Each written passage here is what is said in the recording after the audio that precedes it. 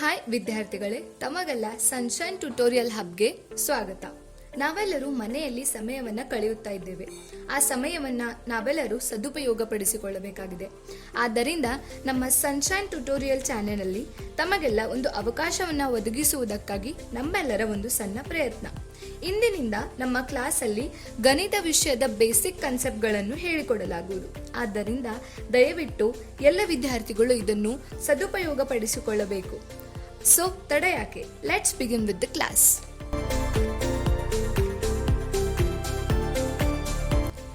So ಗಣಿತ ಅಂತಂದ್ರೆ ಏನು? ಗಣಿತ ಎಂಬುದು ಪ್ರಮಾಣ, ವಿನ್ಯಾಸ, ಅವಕಾಶ, ಬದಲಾವಣೆ ಮುಂತಾದ ಪರಿಕಲ್ಪನೆಗಳ ಬಗ್ಗೆ ಜ್ಞಾನವನ್ನ ಸಂಪಾದಿಸುವಂತಹ ಒಂದು ಅಧ್ಯಯನ ಪ್ರಕಾರ. ಸೊ ಗಣಿತ ಅಂದ್ರೆ ಏನು? ಪ್ರಮಾಣ ಅಂದ್ರೆ ಕ್ವಾಂಟಿಟಿ, ಅದ್ರ ಬಗ್ಗೆ ಹೇಳ್ಕೊಡುತ್ತೆ. ವಿನ್ಯಾಸ ಅಂದ್ರೆ ಜಾಮೆಟ್ರಿ, ನೀವೆಲ್ಲ ಜಾಮೆಟ್ರಿಯಲ್ಲಿ ಕಲ್ತಿರ್ತೀರಲ್ವಾ, ರೇಖಾಗಣಿತ ಕಲ್ತಿರ್ತೀರಲ್ವಾ, ಸೊ ವಿನ್ಯಾಸದ ಬಗ್ಗೆ. ಅವಕಾಶ ಅಂದ್ರೆ ಚಾನ್ಸ್, ಬದಲಾವಣೆ ಅಂದ್ರೆ ಚೇಂಜ್. ಇವುಗಳಂತಹ ಪರಿಕಲ್ಪನೆಗಳ ಬಗ್ಗೆ ಜ್ಞಾನವನ್ನ ಸಂಪಾದಿಸುವಂತಹ ಒಂದು ಅಧ್ಯಯನದ ಪ್ರಕಾರವನ್ನ ನಾವೇನಂತ ಕರಿತೀವಿ? ಗಣಿತ ಅಂತ ಕರಿತೀವಿ. ಸೊ ಗಣಿತದ ನಿಖರ ಅರ್ಥದ ಬಗ್ಗೆ ನಮ್ಗೆ ಹೀಗೆ ಅಂತ ಹೇಳಕ್ಕಾಗಲ್ಲ, ಯಾಕಂದ್ರೆ ಅದರಲ್ಲಿ ಬಹಳವಾದಂತಹ ಭಿನ್ನಾಭಿಪ್ರಾಯಗಳಿವೆ. ಗಣಿತ ಒಬ್ಬೊಬ್ರು ವಿಜ್ಞಾನದ ಪ್ರಕಾರ ಅಂದ್ರೆ, ಗಣಿತ ಒಬ್ಬೊಬ್ರು ನೈಜತೆಯ ಪ್ರಕಾರ ಅಂತಾನೂ ಕರೀತಾರೆ. So there are so many difficult questions that we cannot answer. ಅಲ್ಲಿ ಬಹಳ ಡಿಫಿಕಲ್ಟ್ ಕ್ವಶನ್ಸ್ ಇರೋದ್ರಿಂದ, ಬೇರೆಯವ್ರದ್ದು ಬೇರೆ ಬೇರೆ ಬೇರೆ ಒಪಿನಿಯನ್ಸ್ ಇರೋದ್ರಿಂದ ಗಣಿತ ಹೀಗೆ ಅಂತ ನಮಗೆ ಹೇಳಲಿಕ್ಕೆ ಬರಲ್ಲ. ಸೊ ಗಣಿತದಲ್ಲಿ ನೀವು ಈಗಾಗಲೇ ಕಲ್ತಿರ್ತೀರಿ, ಒಬ್ಬೊಬ್ಬರು ಬಹಳ ಜಾಣರಿರ್ತೀರಿ, ಒಬ್ಬೊಬ್ಬರಿಗೆ ಗಣಿತ ಸ್ವಲ್ಪ ಕ್ಲಿಷ್ಟ ಅನ್ನಿಸ್ಬೋದು. ಸೊ ಅದರ ಸಲುವಾಗಿ ಗಣಿತದ ಬಹಳಷ್ಟು ಬೇಸಿಕ್ ಕಾನ್ಸೆಪ್ಟ್ಗಳು ನಮಗೆ ಕ್ಲಿಯರ್ ಆಗಿರಲ್ಲ. ಸೊ ಆ ಒಂದು ಬೇಸಿಕ್ ಕಾನ್ಸೆಪ್ಟ್ಗಳನ್ನ ಕ್ಲಿಯರ್ ಮಾಡಲಿಕ್ಕೆ ನಮ್ಮ ಈ ಸನ್ಶೈನ್ ಟ್ಯುಟೋರಿಂಗ್ ಹಬ್ನಲ್ಲಿ ನಾವು ಪ್ರಯತ್ನ ಮಾಡ್ತಾ ಇದ್ದೀವಿ. ಸೊ ಫಸ್ಟ್ ನಾವು ಗಣಿತದಲ್ಲಿ ನಮಗೆ ಗೊತ್ತಿರುವ ಹಾಗೆ ನಾವು ಅಂಕಗಣಿತವನ್ನ ಕಲ್ತಿರ್ತೀವಿ, ಬೀಜಗಣಿತವನ್ನ ಕಲ್ತಿರ್ತೀವಿ, ರೇಖಾಗಣಿತವನ್ನ ಕಲ್ತಿರ್ತೀವಿ. ಇವೆಲ್ಲ ಗಣಿತಗಳನ್ನ ನಾವು ಕಲಿತಾ ಹೋಗಿರ್ತೀವಿ. ಸೊ ಫಸ್ಟ್ ನಾವೇನ್ ಮಾಡೋಣ, ಈಗ ಅಂಕಗಣಿತ ಅಂದ್ರೆ ಏನು? ಅಂಕಗಣಿತ ಅಂದ್ರೆ ಏನು? ಇದರಲ್ಲಿ ಹೆಚ್ಚಾಗಿ ಸಂಖ್ಯೆಗಳು ಬರುತ್ತವೆ. ಸೊ ಸಂಖ್ಯೆಗಳ ಮೇಲಿರುವಂತಹ ಪ್ರಕ್ರಿಯೆಗಳು ಇರುತ್ತವೆ, ಪರಿಕ್ರಿಯೆಗಳು ಇರ್ತವೆ. They are called operations. So ಸಂಖ್ಯೆಗಳ ಮೇಲಿರುವಂತಹ ಆಪರೇಷನ್ಗಳ ಲಕ್ಷಣಗಳನ್ನ ತಿಳಿಸುವಂತಹ ಗಣಿತದ ಒಂದು ವಿಭಾಗ ಇದು ಗಣಿತ ಅಲ್ಲ. ಅಂಕಗಣಿತ ಅನ್ನೋದು ಗಣಿತದ ಒಂದು ವಿಭಾಗ. ಇಲ್ಲಿ ಸಂಖ್ಯೆಗಳ ಕೆಲವು ಪರಿಕ್ರಿಯೆಗಳನ್ನ ಹೇಳಿಕೊಡುವಂತಹ ಅದರ ಮೇಲಿರುವಂತಹ ಜ್ಞಾನವನ್ನ ಸಂಪಾದಿಸುವಂತಹ ಒಂದು ವಿಭಾಗವನ್ನ ನಾವೇನಂತ ಕರಿತೀವಿ? ಅಂಕಗಣಿತ ಅಂತ ಕರಿತೀವಿ. ಸೊ ನಾವು ಕೇಳ್ತೀವಿ, ಎಷ್ಟು ಉದ್ದ, ಎಷ್ಟು ದೂರ, ಎಷ್ಟು ಗಂಟೆ, ಎಷ್ಟು ಕಾಲ, ಸೊ ಎಷ್ಟು, ಇಂತಹ ಒಂದು ಮುಂತಾದ ಪ್ರಶ್ನೆಗಳಿಗೆ ಉತ್ತರವನ್ನ ಅಂಕಗಣಿತವೇ ನೀಡುತ್ತೆ. ಸೊ ಅಂಕಗಣಿತವನ್ನ ನಾವೇನಂತ ಕರಿತೀವಿ? ಸಂಖ್ಯೆಗಳ ವಿಜ್ಞಾನ ಅಂತ ಕರಿತೀವಿ ಅಂಕಗಣಿತವನ್ನ. ಸೊ ನಾಗರಿಕತೆಗಳನ್ನ ಮೊದಲಿನ ನೋಡ್ಕೊಂಡು ಬಂದಾಗ ನಾವಲ್ಲಿ ಎಣಿಕೆಯಲ್ಲಿ ಮುಂದಿದ್ದೀವಿ, ಹೌದಲ್ವಾ?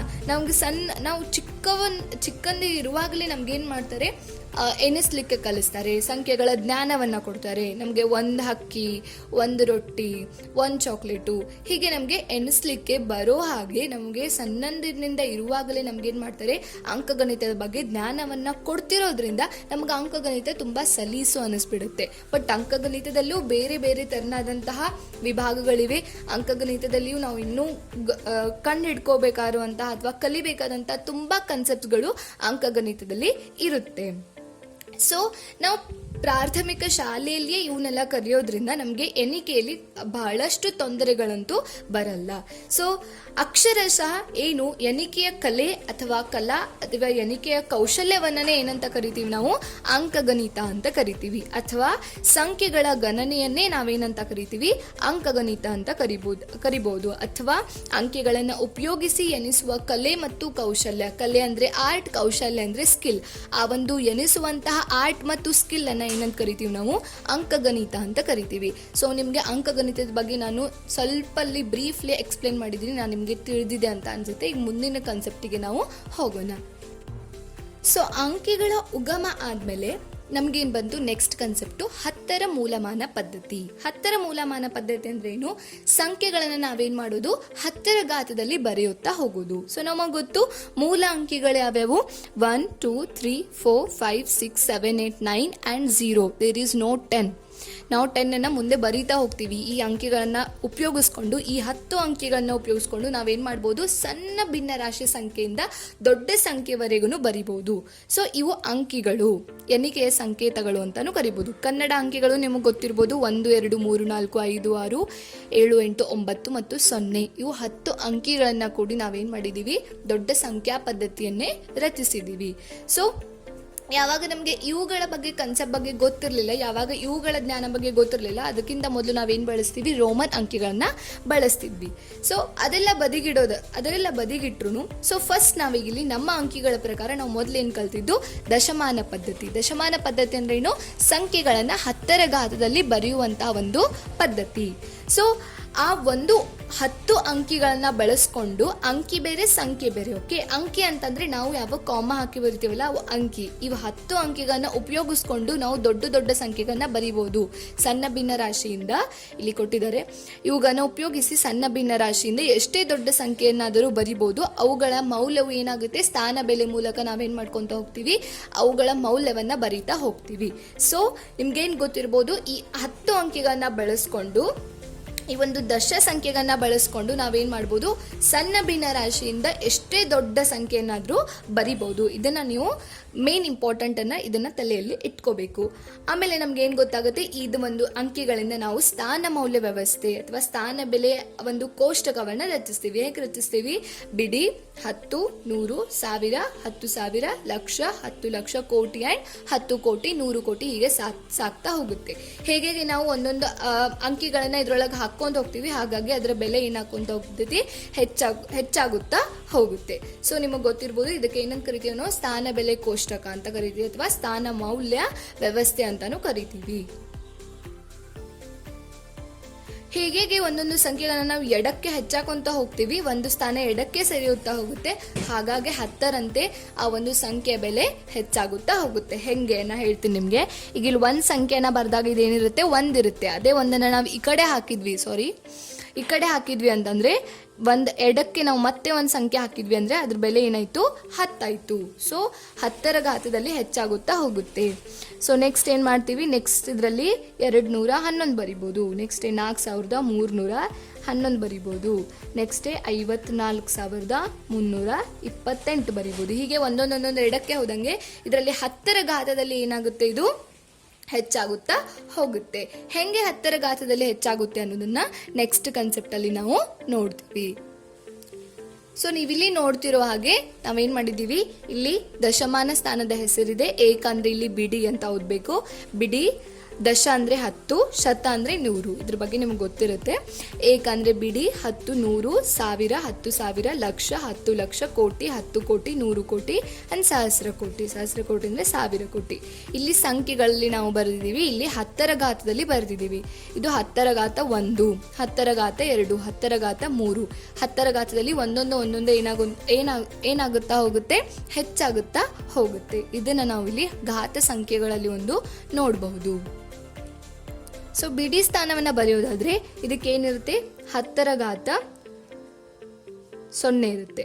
ಇಲ್ಲಿ 10ರ ಘಾತ 1, 10ರ ಘಾತ 2, 10ರ ಘಾತ 3, 10ರ ಘಾತ 4, 10ರ ಘಾತ 5, 10ರ ಘಾತ 6, 10ರ ಘಾತ 7, 10ರ ಘಾತ 8, ಹೀಗೆ 10ರ ಘಾತ ಹೆಚ್ಚಾಗುತ್ತಾ ಹೋಗುತ್ತೆ. ನೀವು ಹೇಗೆ ಇದನ್ನ ಹೆಂಗೆ ಬರಿಬೋದು ಅಂತ ಹೇಳಿ, ಅಕಸ್ಮಾತ್ ಈಗ ನಿಮಗೆ 10ರ ಘಾತ 1ರಲ್ಲಿ ಬರೆಯೋದಿದೆ, 2 ಇಂಟು 10ರ ಘಾತ 1 ಮಾಡಿದಾಗ 2 ಇಂಟು 10 ಆಗುತ್ತೆ. ಸೊ ಏನಾಗುತ್ತೆ, ಅದು 20. ಸೊ 20ಅನ್ನು ನಾವು ಇಲ್ಲಿ 2 ಸ್ಥಾನದಲ್ಲಿ ತುಂಬೋದು. ಈಗ ದೊಡ್ಡ ಸಂಖ್ಯೆ ತಗೊಳ್ಳೋಣ ನಾವು, 32 ಇಂಟು 10ರ ಘಾತ 2 ಇತ್ತಂದರೆ 32 ಇಂಟು 10ರ ಘಾತ 2 ಅಂದರೆ ಏನು, 100. ಸೊ ಇದನ್ನು ಬರೆಯೋದ್ರಿಂದ 3200. ಈ 3200 ಈ ಒಂದು ಸ್ಥಾನ ಬೆಲೆಯಲ್ಲಿ ನಾವೇನು ಮಾಡ್ಬೋದು, ತುಂಬುತ್ತಾ ಹೋಗ್ಬೋದು. ಹೀಗೆ ನಾವು ಸ್ಥಾನ ಬೆಲೆಗಳನ್ನು ಯಾವುದೇ ಒಂದು ಸಂಖ್ಯೆ ಕೊಟ್ಟರು ಅವುಗಳ ಸ್ಥಾನ ಬೆಲೆಗಳನ್ನು ನಾವು ಕಂಡುಹಿಡಿಬೋದು. ಹಾಗೂ ಯಾವುದೇ ಸಂಖ್ಯೆ ಕೊಟ್ಟರು ಅವುಗಳನ್ನು ನಾವೇನು ಮಾಡ್ಬೋದು, ದಶಮಾನ ಪದ್ಧತಿಯಲ್ಲಿ ಬರಿಬಹುದು.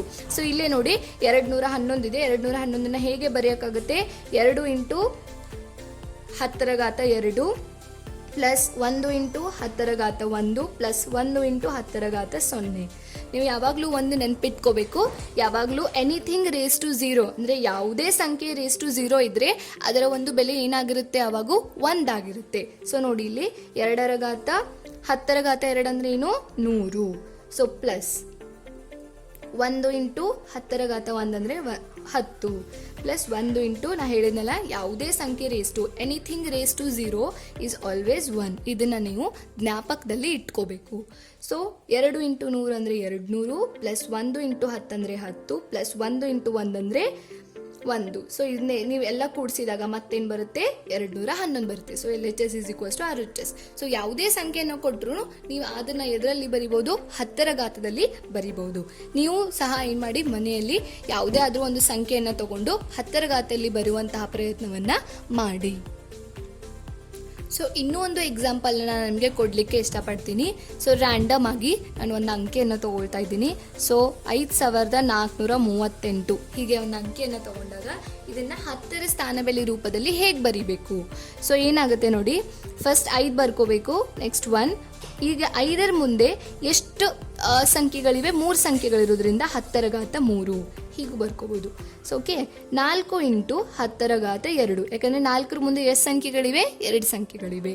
ಪ್ಲಸ್ 3 ಇಂಟು 10ರ ಘಾತ 1, ಯಾಕಂದರೆ 3ರ ಮುಂದೆ ಎಷ್ಟಿವೆ? ಮತ್ತೊಂದು ಸಂಖ್ಯೆ 1 ಇದೆ. ಸೊ 10ರ ಘಾತ 1 ಪ್ಲಸ್ 8 ಇಂಟು 10ರ ಘಾತ 0, ಯಾಕಂದರೆ 8ರ ಮುಂದೆ ಯಾವುದೇ ಅಂಕಿ ಇಲ್ಲ. ಇದ್ರವರೆಗೂ ಈ ಟ್ರಿಪ್ ಉಪಯೋಗಿಸೋನು ನೀವೇನು ಮಾಡ್ಬೋದು? ದಶಮಾನ ಪದ್ಧತಿಲಿ ಬರಿಬೋದು. ಸೊ ಹೀಗೆ ಬರೆಯೋದ್ರಿಂದ ಇದನ್ನು ಮತ್ತೆ ನಾನು ವಿವರವಾಗಿ ಬಿಡಿಸ್ಕೊಳ್ತಾ ಹೋಗ್ತೀನಿ. ಸೊ 5 ಇಂಟು 10ರ ಘಾತ 3 ಅಂದರೆ ನಿಮ್ಗೆ ಇಲ್ಲಿ ಹೇಳ್ಕೊಡ್ತೀನಿ. 10ರ ಘಾತ 3 ಅಂದರೆ 10ನ್ನು 3 ಸಲ ಗುಣಿಸುವುದು.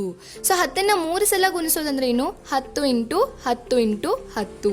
ಸೊ ನಾವು ಇದನ್ನ ಏನು ಬರಿಬೋದು? 1000 ಅಂತ ಬರಿಬೋದು. ನಾವು ಬಹಳಷ್ಟು ಸಲ ಏನು ಕನ್ಫ್ಯೂಸ್ ಮಾಡ್ಕೋತೀವಿ?